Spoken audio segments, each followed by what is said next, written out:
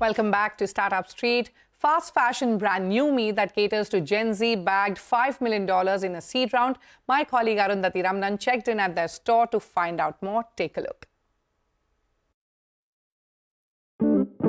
Arundathi, the founder's waiting. India's online fashion retail market is one of the fastest growing in the world, and higher disposable incomes and a rising middle class in India is allowing consumers to spend more on affordable fashion. Higher penetration of internet and the affordability of smartphones has also given the sector a boost. Now, Numi Asia is one such company that's betting big on this particular sector, and they recently raised a little over $5 million from Fireside Ventures. I'm here at their store to find out more.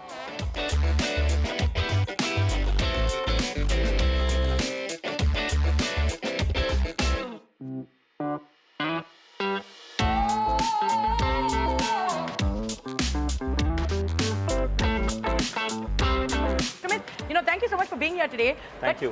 Why don't you start by telling me, we're standing outside this beautiful store of yours. How many of these do you have? What's the plan? How many more are you going to open? So we have 3 stores right now in Arundathi. First store was in Bangalore, second was in Bangalore. This is a flagship store right now. The third store we have. In next 3 months, we are going for 8 stores across India. The next store opens in Chandigarh, then Hyderabad, then Pune, then Indore, and then many more. Right, so big plan there to open offline stores. Are you well capitalized for this? Definitely, we're well capitalized. I think very important for us is that we are going behind cities or states where our consumers are asking for us to be there. You will not know, but we do a lot of consumer surveys before opening every single store. That's amazing. So let's go in and check it out.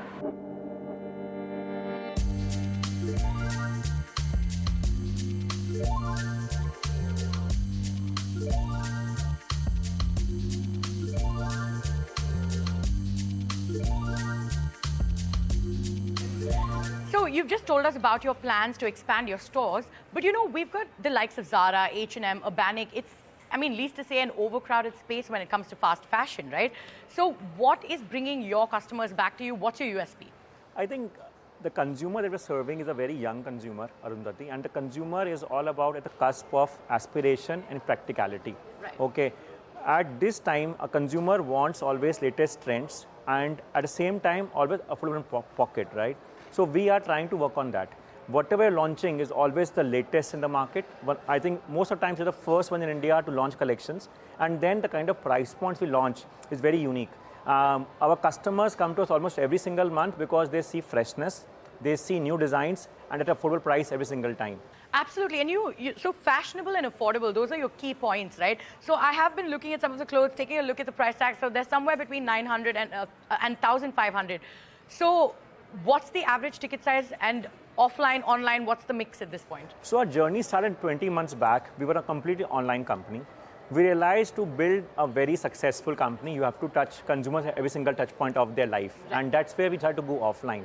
If you look at our journey, we have 3 stores now, and every store is unique. The store you see right now here is built on a very different theme of forest, a very Gen Z focused theme, right? Our price point, generally an average bill is 2,000 rupees in a store.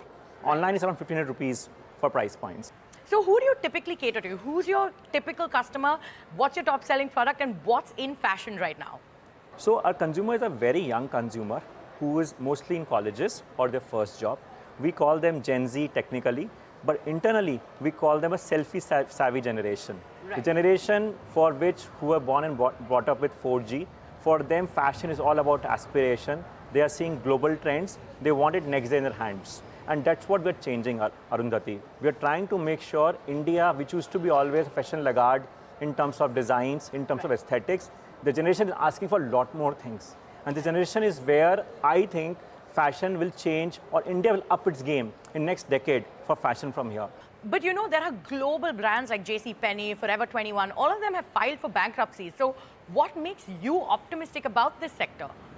I think, fabulous question. Fashion by default has a decent margin business. The only killing pill is inventory. Right.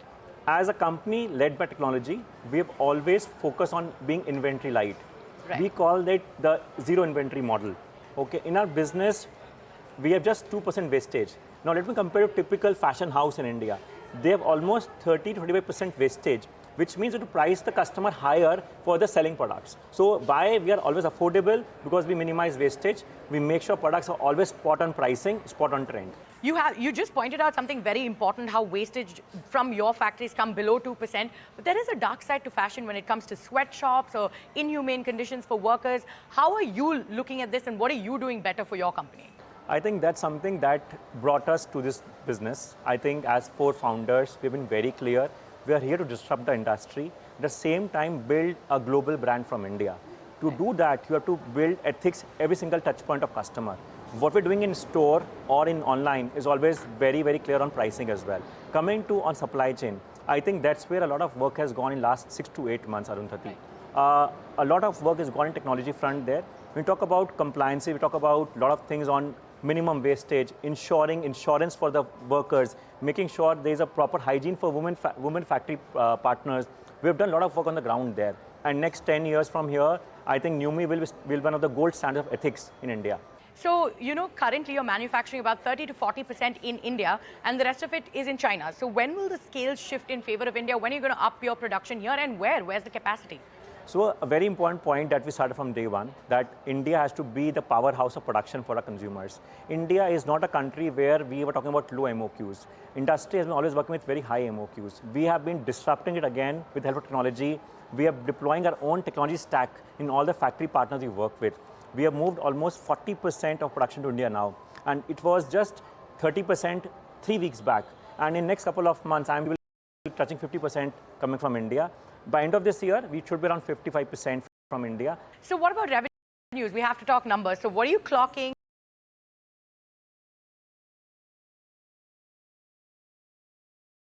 We're touching in 3 figures right now, in crores now. Yeah. Where we look at the business, right now around 10% of our business comes from offline stores. We're just 3 stores right now. Yeah. In next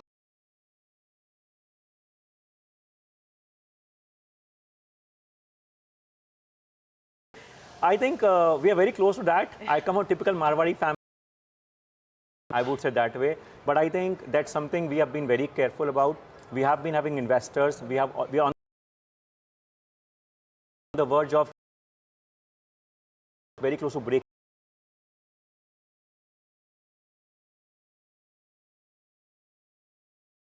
I have to ask you, what do you plan to do with the funds that you just raised? The 5 million. Big pillars that we are going behind. One is, as I said, technology and data science. Right. We are building data science team in-house now for building the fashion pillars of this year for us. And third has been entire supply chain improvement in India. Well, that's great. Thank you so much for outlining your growth plans and we wish you all the best going forward. And in the meanwhile, I'm going to go check out my items. Thank you. Thank you. Okay, on that note, we're going to wrap up this edition of Startup Street. From Shruti and me, it's a goodbye and thanks for watching. But stay with CNBC TV18. More news and updates will continue.